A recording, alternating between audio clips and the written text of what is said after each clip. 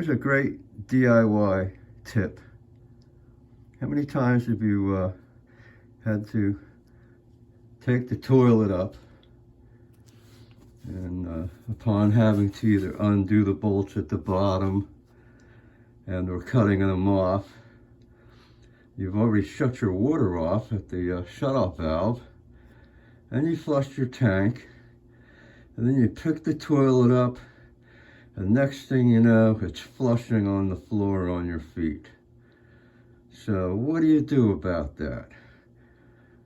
So a little trick that I have is I've got an oversized automotive oil pan, a plastic one, or you can use a metal one, or a metal tray or plastic tray. And once you remove the throne from the crown, you just simply gently tip it into this container, and it'll flush the contents into the container and not on the floor, on your feet, thus saving cleanup time. Thanks for watching this incredible, who would have ever guessed, DIY toilet removing plumbing trick.